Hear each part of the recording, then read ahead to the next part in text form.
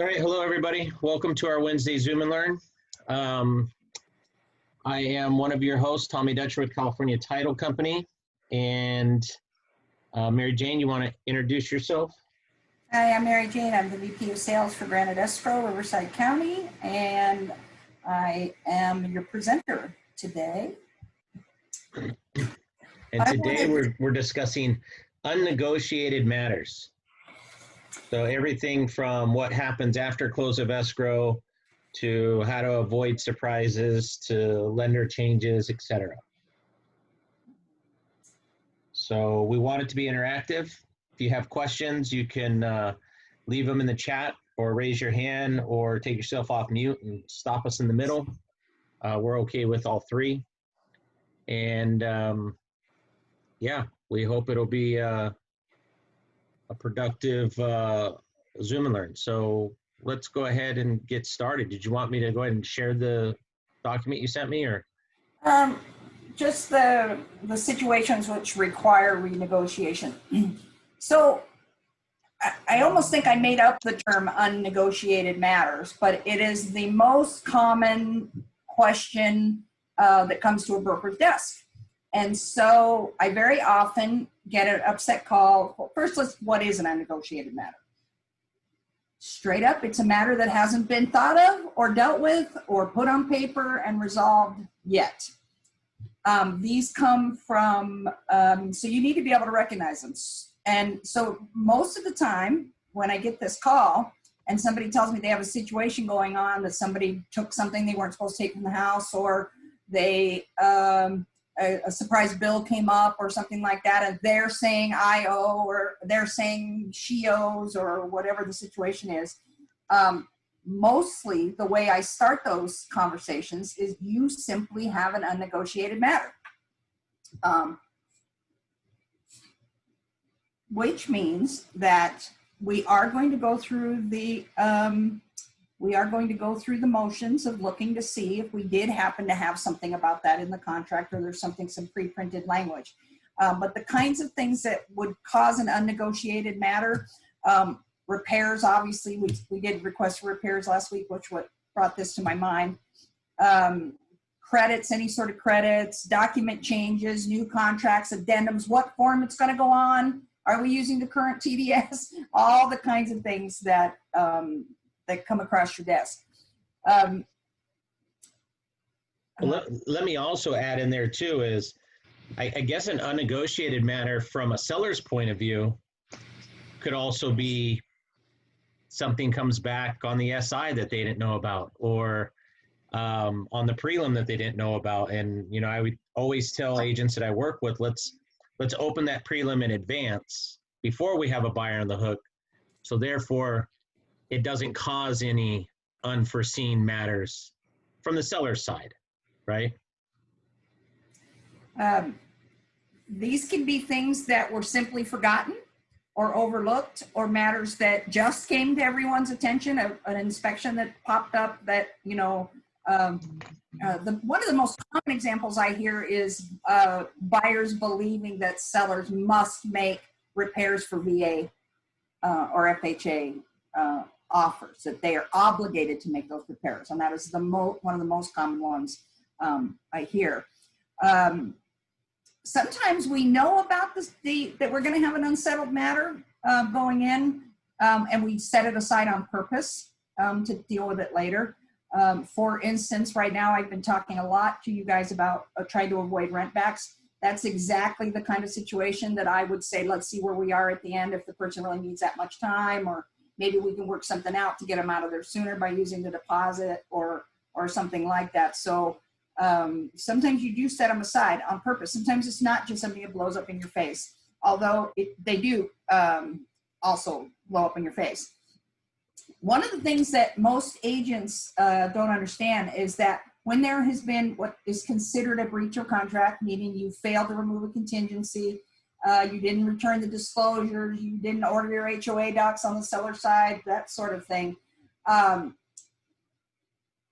The law actually says that silence means silence in a transaction. It does not mean that somebody has agreed to do or not do something. So you cannot presume that the other guy's taking care of it. You in the case of lost time, you are going to find out. You have to start thinking about who's losing time and who's losing what money. That's going to cause that that delay, which would cause you to have to figure out who owes it. Sorry, I'm trying to read my notes at the same time. Obviously, the first thing we do is contract to see if it's been negotiated somewhere. A second thing we could do is figure out who brought this issue to light and whose problem it really is. One of the common things that Tommy and I get to do in our business is when something unusual happens in a transaction, one of the first questions we ask is, who's requesting? Who wants this? If it's a lender request, it's often a buyer problem. If it's a home condition or something, it's often the seller's issue. So sometimes we can tell whose problem it is just by who's making the request. As to who will pay for it. Oh, and let me add there is our job also is to find the solution, right? Right. For example, today, I'm in a transaction where I have title, granted escrow has the escrow on it. This morning I drove out to Yucaipa to get a signature.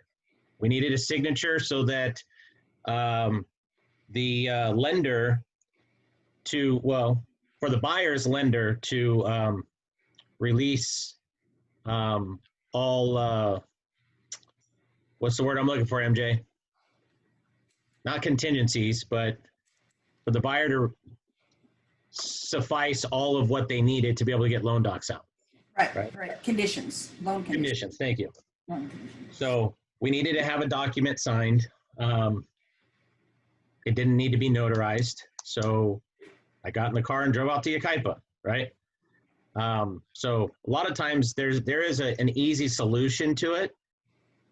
It just, you got to find out what that is. Sometimes it's a negotiating solution. Sometimes it's not. Sometimes it's as easy as a signature is needed. And, how are we going to get it as quick as possible, right?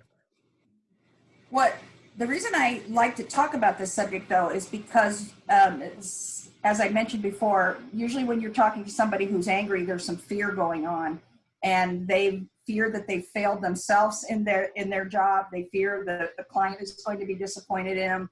They fear that there is actually going to be a financial loss, or that it's such an expensive something or the other that it's not going to be easily resolvable. And so what I mostly wanted to encourage you about today is being able to recognize an unnegotiated matter, and then prepare through tone and research to begin to negotiate it, just like you did, and just like you did at the beginning of the transaction. Many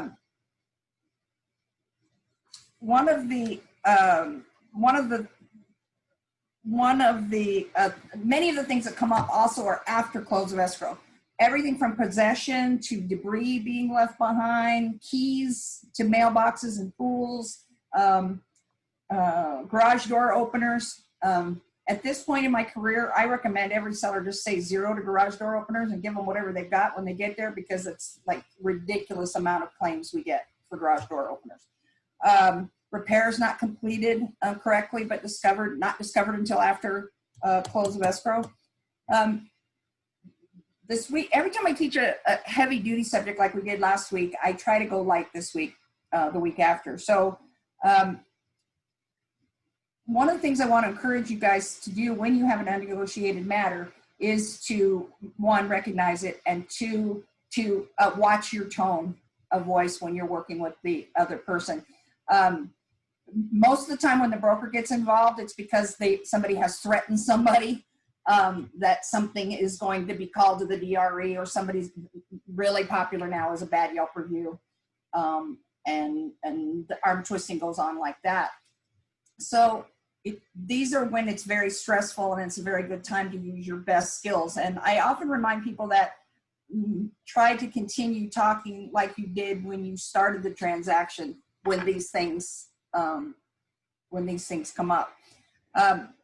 The other thing I want to talk to you, besides tone of voice, is reaching out to your broker. Most of the time, an experienced broker is going to be able to give you a couple of solutions right off the cuff. what they, or tell you what they will or will not tolerate if it's something very serious. In my case, I would often take over the negotiations at that point, meaning it would appear that the boss had stepped in, and I can use all those skills that you guys have now exhausted just because the transaction required so much. And now maybe you guys aren't on the best terms. I can bring it back to your broker, can obviously bring it back, often can bring it back to a place where everybody's really listening. Neutral. Right? When I negotiate, I have never taken my eye off the ball, but it might sound like it. It might sound like I'm listening at a level, and all I'm taking in is the information I need to create the solution. So it doesn't mean I agree with every word the person's saying. You don't have to agree to listen, but you need to be able to recognize an unnegotiated matter, because they're going to happen all through your transaction and after your transaction. Well, you brought up a good point too of bringing in your broker. Is even though one side of that file is attached to the broker, really the broker's kind of like that neutral party right now, because kind of like the artwork that we sent out in regards to this one with fingers pointing in all different directions. It's your fault. It's your fault. Everybody's looking for whose fault it is, right? And really that's the least of the worries, because it's everybody involves issue, whatever it may be. And sometimes that broker brings kind of a neutral perspective. Even though one side tried to already put it there, there's still a lot of fingers being pointed between the two parties. So a neutral kind of calm party coming in can usually get it moving forward in the right direction a little bit faster. Talk to you too about something you learned very early in your escrow career I did escrow for 20 years. And in those days, we called it the bouncing ball theory, similar to a tennis game of being played. Sometimes something's in your court and you need to hit the ball back. And sometimes you are going to get blamed for something that was not your fault at all. On the other hand, occasionally it's going to be your fault and it's not going to land in your court. So in my mind, it is a bouncing ball back and forth until the point has been scored.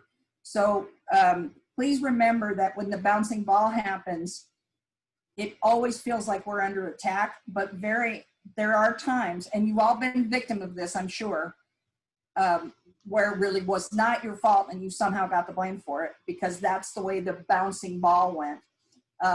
In escrow world and Tommy's world, we can often look back across an act. Like if Tommy drove to Yucaipa today to get a signature and never came back, we would know that the bouncing ball landed with Tommy. If Tommy puts it on the desk of the title officer and the title officer says they can't find it, the bouncing ball's now in the title officer's hands. So we can very often pull a transaction apart, back it up, and figure out who dropped the ball. But that's not always going to be accurate. So you have to take your feelings out of it. It just is, it's sort of like Amazon taking pictures at the door now of your packages. They just need to make sure that they can prove to you that the ball didn't land in their court. I want to talk to you very briefly about how to avoid these types of matters. I mentioned last week that I have personally used card forms when I use them. And when I'm teaching agents how to use them, I tell them to think of it like a questionnaire. Don't get so used to the form that you are sort of boilerplating it.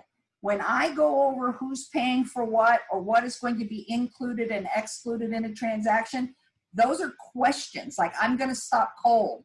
Okay, what are you positive? Let's think about it for a second. What's in the garage? You know, what's in the, are your curtains staying? Are your, are you positively going to leave? The broken jacuzzi? That's, you know, that may not work out for somebody. So, so use your forms as questionnaires to take yourself through the thought process every time. That form is designed to get you there, whether you are day one or you're 40 years in on a transaction. The other thing you can do, this is all news to you guys, this is back to basics, which is manage expectations. I am so far ahead of things when you work with me about what's going to come next and where we think it might go wrong and are your clients going to be out of town and all that sort of stuff. So if you can manage the expectations that there are solutions for things, and including things that we can't foresee just now, and give them a lot of confidence that you're not going to always be able to keep all problems off their desk, but you will always be able to solve them. So managing expectations. And then, frankly, like I said, yelling at people, threatening them, tone of voice, you know, is a big flamethrower for many people. Some people will throw down the gauntlet just to not hear your voice anymore. So it's very important that we keep our cool when things come our way. I purposely kept it light, but I didn't mean to go all the way to 20 minutes there on you, Tommy, but it looks like it might work out all right. Does anybody have any questions? Was there Situation? anything on the form that you sent me that you wanted to show on there? You can go ahead and post that. I did send you a very brief copy of my class, the types of things that would require negotiations. Again, if you slide up, these were the situations I went over that you are going to be in renegotiation. I talk about jumping hurdles from the time you get a buyer to say, okay, I'll go look at a house to you, till the time you hand him the keys and beyond. I think there's about 25 times you jump the hurdle. And this is a set of those that may cause you to have to renegotiate on the fly with potentially disagreeable people. So, and it still has to get resolved. And then a few years ago, I wrote an article for CAR called Unnegotiated Matters, and I put that in the back of this. It talks about, one of the points I talked about very briefly here, but this paragraph in the middle where it says this can occur when there's been a breach of contract. Once a person fails to remove their contingencies, fails to close, doesn't do repairs, the door is wide open again for anything, all the way to sales price, credits. Obviously, we don't want it to get that far out of control. But there are times, if you can detect that you have an unnegotiated matter and they've begun to breach, that this is your opportunity to do a little arm twisting it to your client's benefit. One of the things that just came to mind just now is adversarial negotiations. I'm not sure if you remember this from your real estate school days, but the law requires adversarial negotiations. So when an agent tells me even a simple problem, but they're not getting along with the other agent, I tell them you have adversarial negotiations, meaning you're both defending your side to the best of your ability. So negotiations are supposed to be a push and pull. They're not supposed to be we wouldn't get the big bucks if it was easy, is what I'm saying. And I often remind my agents that not calling your client and telling them every word of every conversation is a big part of what I think you get paid for. If I need to worry about something for you, before you, especially if you can't do anything about it and you're going to ramp up and you're going to cause me more problems, it's in my best interest to solve that problem. So I wanted to talk about when breach happens. That was the important part here. You have a large opportunity to bring pretty much anything back to the table that you need to circle around. Yeah, I'd say too is on the flip side, a lot of these unnegotiated matters pertain to stuff that may occur after close of escrow as well, right? Like you hit briefly on garage door openers. The big one's a mailbox key, right? There's no mailbox on the house and you have a a mailbox key and not remembering to leave the mailbox key and having to go through the notion of, hey, where's the mailbox key? Oh, it's been packed. I don't know where it's at, et cetera, et cetera. That could cause a lot of little issues, right? The other things are, you know, like from a transaction perspective is missed signatures on certain documents or what have you from one side. And, you know, a transaction coordinator or an agent doing their own file having to clean up that file to make it whole, you know, to send it to rest. And I'll tell you is a lot of times that can be difficult if the transaction didn't go smooth, right? Because then the other side's like, hey, we're closed. I'm not signing anything, right? And then you have to go into those unnegotiated matters and try and work out how I'm going to get this signature signed on this document, et cetera, so that my file is complete. Which brings up another topic. Back the last few weeks, we've talked about, you know, numerous things in regards to the process of the contract and the process of the transaction and negotiating certain things and stuff like that. Being on top of everything and making sure that you're up to date on what you need, right? Especially those little things, because usually that missed signature is something minute, right?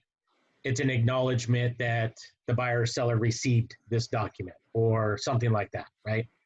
And for something as small as that, if it didn't go smooth and having to try and renegotiate how to get that signature is really a lot of effort for something so small that shouldn't have gotten to a point where you're asking for it after the transaction, right? And that brings up one of your other points is clerical errors. You know, it's kind of all encompassed into one there. The clerical errors and things that happen after close of escrow, stuff like that.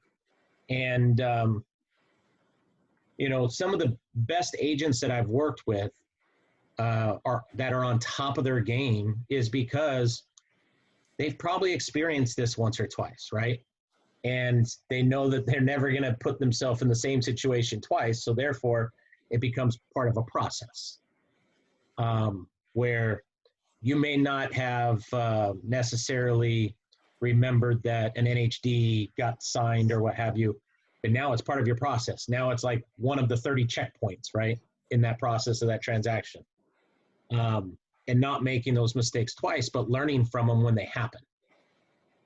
And sitting back and reflecting of how you handled the situation and how maybe you could have handled it different or better, or how you reacted to the other side coming towards you and how you could have handled it better, etc.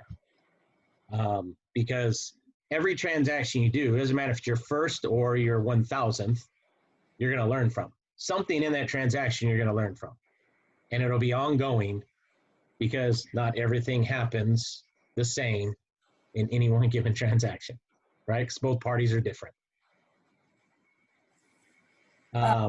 So you hit on the surprises and how to avoid them. I want to talk about that clerical error for just a second. So in escrow, you occasionally would send out a check that somebody wasn't supposed to get, or the wrong amount, or something that the escrow officer wasn't aware of, and there's been an error. People would tell us that, well, you wrote the check, you know, the person, they would often say that to us, and then we would have to give them the language that this was a clerical error.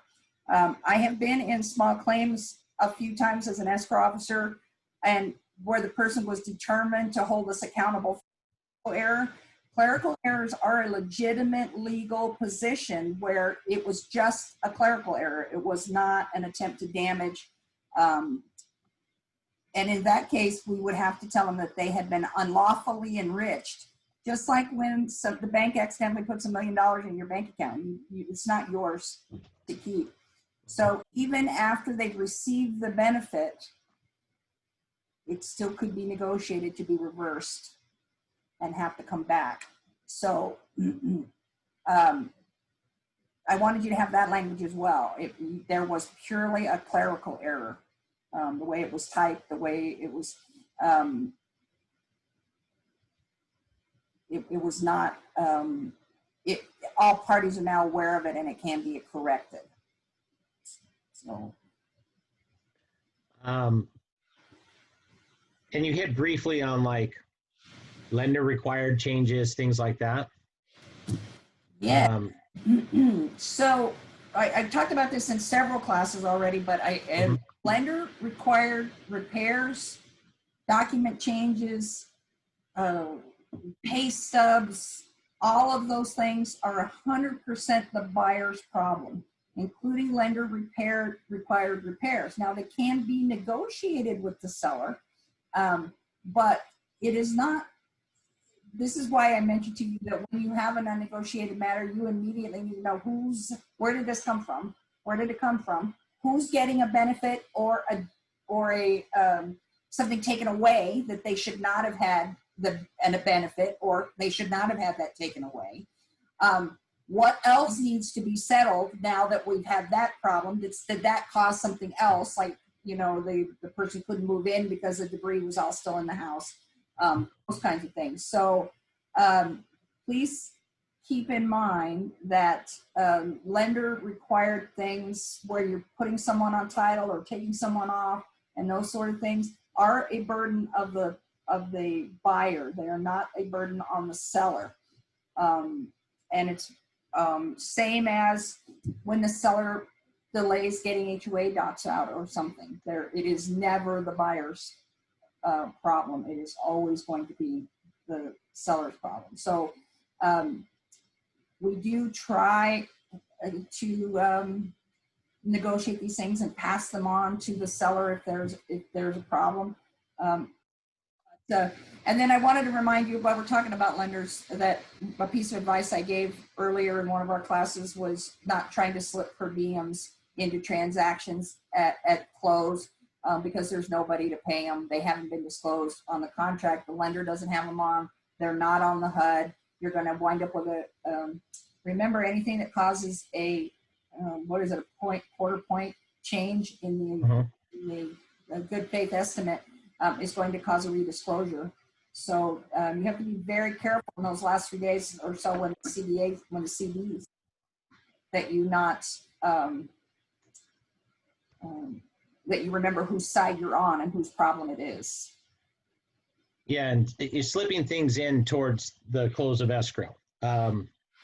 There's been more times than not, as of lately, I'd say in the last 6 months, more times than not, dual agency. That dual agency form slipped in at the end of the transaction. Oh, I need this signed. Guys, if you're a broker and you're also brokering the loan, or you're a broker and you have a broker-owned escrow or any separate affiliation with anything that's part of that transaction, that dual agency needs to be done at the very beginning when the contract's being done, not at the end. You need to disclose up front that there is a dual agency, right? Not disclose in the back that there is. And I'll tell you that out of the 5 times, 6 times, half a dozen times in the last 6 months, there was only one where that seller signed that dual agency at the end. The other 4, they're like, I'm not signing anything. You should have disclosed this up front. And guess what? If you ever get audited, your file is not complete. And we talked about this in another class too, that, even if you choose to sign it late, you date it correctly because that's the date you were actually informed of that instruction, of that advice. And the other point I wanted to mention that kind of got me going on this whole subject once upon a time is that both sides want some sort of guarantee that it's going to go their way. And that's where managing those expectations. So very often, most of the time, when I'm speaking to somebody with a situation, I'm in advance telling them, this is our situation. The lender wants that. That makes it our problem. Mm-hmm. Therefore, these are what options you're going to have. And we may think up a new one. We may take part of one option and part of another option to make it work out for everybody. But we've all heard the term win-win negotiations. But really what they mean is that everybody was heard, everybody's financial losses were calculated and prevented as much as possible. that the solution is going to stick.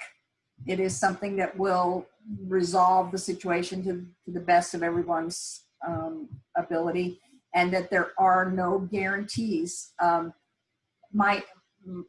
I was a broker, my own agents would call, and because they'd had a lot of love and support from me, as you will get to know me as well, they felt that I was going to magically be able to deliver a result. And were sometimes disappointed when I sometimes have to manage the agent before I can even manage the situation. So I just wanted to be clear on behalf of brokers everywhere that we hear you, and we just can't guarantee a result. Part of the reason that Granite Escrow hired me specifically is for my entire brokering career, I've been a non-competing manager, first of all, or broker. And second of all, I've got 40 years of solutions for you. I really do want you to reach out and let me, it doesn't have to be my deal. I can just, and by the way, it's not a secret call. You want your broker in on it? You know, you want your client in on it? I'm very respectful. I treat you I make it very clear. Tommy has just brought this to my attention, and he's very concerned, and he wants an excellent outcome for you, and that's why he brought me in. So we want you to have the support out there all the time, both from the title and the escrow side. And it doesn't have to be our deal to ask us to brainstorm with you. Correct. I get a call quite a bit from, usually from agents that I do work with, but, you know, they didn't get services, they're on the buy side or what have you. And, you know, they're at their wits' end, there's no solution in sight, and whoever has title is saying one thing, escrow saying they need another, and the buyer's saying I can't do this, and et cetera, et cetera. Sometimes a fresh set of eyes can put a different perspective on it, and we can find a solution, and then you deliver the solution and it ends up working, right? We're there to help regardless if we're on the file or not. Because again, this business is all about relationships. So, you know, we're both always more than eager to help in any way. So came out of this today feeling like you can immediately detect, like a switch flips where you, oh, this is unnegotiated. We didn't visit this before. We don't know what's causing it, where it's coming from. I need to do a little bit of brainstorming. You know, the basics of problem solving is identifying the problem thoroughly first, and then getting into solutions. So again, not thinking that you're guaranteed some solution may actually provide solutions that you hadn't even thought that you had the right to yet. So and then, like as I said in the bottom of this page, watch your tone of voice and reach out to your broker. He or she really does want to help you land that plane with everybody alive on board. I think we covered most of the points that we were hoping to cover today, but we can open it up for any questions or situations that maybe somebody may have that's on the Zoom as well. And, you know, if it pertains to unnegotiated matters, great. If it's something else, you know, we're more than willing to discuss as well. But we'll open it up if anybody has any type of situations that have maybe arose in the past, and maybe you didn't feel the outcome was where it should have been, or maybe you did and you just want to share it. We're more than willing to allow you to do that as well.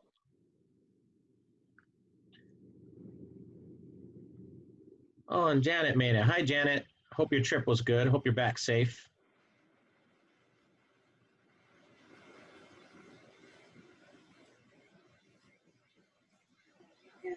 It was wonderful. I can really tell I'm in Southern California again.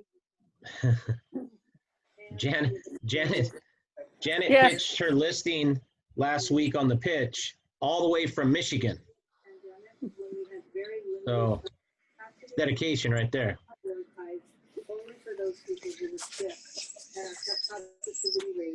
All right, guys, any questions or situations that you want to share?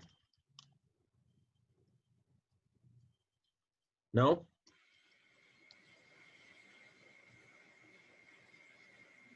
Hi there, I have a question. It's probably a silly one, but what about utilities and cable and internet? When we bought our house, they didn't switch anything out. They were renters, so we kept stalking our agent to get everything transferred over. How do you handle that? That is actually a very, very good point, because that's always an unnegotiated matter. You know, very seldom do people put into the contract, you know, seller agrees to leave utilities on till close of escrow, right? Right. And so that's actually a really, really good question. I did not hear the entire question. Her voice was a little broken up on my end. Could you repeat it for me? Tommy or somebody? Yeah, she said. Go ahead, Liz. I just had a question about utilities and cable. What if you buy a house and the owners don't switch things over immediately, and you can't do what you need to do with the purchase?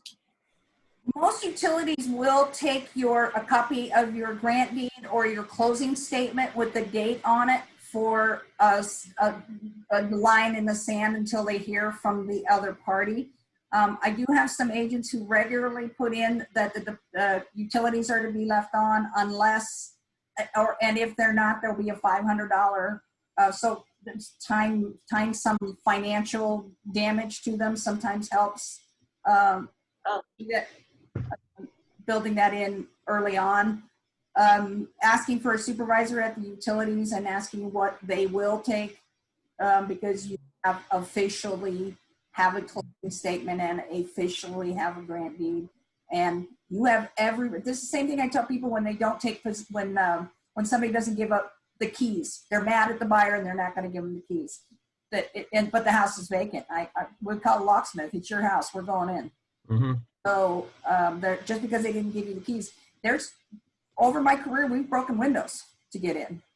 So Your house at that point. Yeah, it's your house. So mostly that's going to be talking your way up the chain. One of my favorite ways when I was an escrow officer to talk up the chain, I tried to do it with Tommy today while we were talking. I would say, Tommy, thank you so much. I totally understood what you just said to me, that you can't switch them without the sellers. I am definitely going to need to talk to a supervisor, because it's going to be, there's no way I can let this go. But Tommy, I'm going to be sure and tell them that you've been really clear with me about what the rules are. Now, this was a huge successful technique for me when I was chasing demands back in the day, because the person would go find their supervisor, and instead of saying that we've got a Karen on the phone, using today's they would often say, they would be excited that I was going to talk to him, because I would say, Tommy has just been awesome, but I can't take this solution. And keep talking your way up the chain, literally all the way up the chain. I just solved a 11-month solar issue that took me to the CEO in Utah before I could get it resolved. And of course, the first words out of his mouth were, of course we can do this. Let me talk backwards down the chain. So it's just above that person's pay grade, if you will. And I would say, pertaining to utilities, a grant deed or a HUD will definitely set the date and time for them, at least. Yeah. And pertaining to utilities, it's one of those things where you should always be a little bit proactive as well. I always would recommend, from the buy side, with every house that I've ever bought, and I own quite a few, I would always put this in there as, part of the offer. Seller agrees to leave utilities on till close of escrow, right? That sets the tone that they can't cancel it early. And then as you are approaching and you know when your close date's going to be, work out with the listing agent, like, hey, could you have them call and schedule to have the switch done on Friday? Friday's going to be our close of escrow, and this is say on Monday or Tuesday, right? And then the buyers can call in after that and say, I need to, I'm the new buyers and I need to switch it over to my name starting on Friday. And then in there, they already have the transfer from the seller, right? So it's all coordinating because And Tommy, the sometimes, seller, many times that goes the other way. The buyer has called in and they're waiting for the seller. right, right. And the downfall to all this is if the seller if there's no talk of it, right? And the seller calls up and says, oh, we're closing Friday, and they call on Monday and cancel it, and they shut the utilities off. A lot of times you got to have the utility company come out to the house to turn it back on. And that could cause a delay when they don't think about it until the day that they're moving in, right? And typically that a lot of times is after hours or on the weekend, and they have no electricity. So it's definitely an unnegotiated matter always. And it's something that you have to negotiate every time. It should just be part of your process. May I ask if your situation is still occurring right now? Oh, mine now. This is a while back, a year ago. Because I immediately want to get a HUD and a grant deed in your hand today, so it'll let it go. If you don't- Thank you. Yeah, it's and it just depends. Yeah, sometimes certain utility companies are not the easiest to deal with. So, that's one of those things that's got to be part of your process as a buyer's agent, as a listing agent. It's got to be part of your process. It's got to be on the listing side. It's got to be part of your closing process. On the buy side, it's just part of your process, right? But I would definitely get in the habit of putting the verbiage in your contracts that utilities stay on until close of escrow, because it will save you. I mean, I can't tell you how many times I've seen utilities shut off and then the escrow gets moved 2 weeks before it closes and the pool's green, right? Because the pool wasn't turning on. Or, the sprinklers didn't water for 2 weeks during 100-degree weather because electricity's off and the grass is now brown when you move in, even though when you did your final walkthrough, it was green. And things like that. That causes for just a bad taste in anyone's mouth, especially the buyers, when that happens. So it's got to be part of your process so that it's a smooth process. All right, any other questions? By the way, I think these are your moments to shine, by the way. These are your moments to pull who you know and what. You don't have to have the answer. You have to pick up the phone and call around and that sort of thing. And most of quite a bit of a Yelp review can be that you were on it, even when there was no anticipation of that problem. You're a real estate agent and your buyers and sellers expect you to be able to do a job to a certain extent, right? That's your job. That's your position in this whole thing. But it's the little things that are going to stand out that they are going to remember tenfolds, right? They're not going to remember that, yeah, it's my real estate agent and she sold my house. That's a give me. But the little things that you did above and beyond that in their head they didn't even classify as being part of your job are the things that are going to stick with them for life.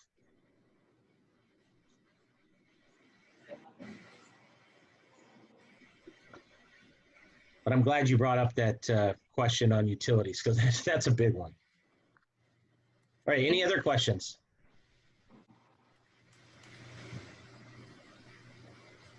No? Okay. I will leave one out there because one does come to mind, looking at our artwork and stuff and talking utilities and things, is associations, right? As a seller, you could put it in your disclosures, you could put it anywhere, but it would be nice to at least disclose, whether you need a pool key or a card, how you get that, where the association's at, here's a number to the association, meaning the HOA, clubhouse, where people can answer your questions. The ins and outs, the do's and don'ts of when somebody moves in, they know the amenities are there, but they have no idea where to go to how to use them. Those little things go a long way. And a lot of times when you offer up that information in advance before it's even asked, they just look at it and be like, hey, they care.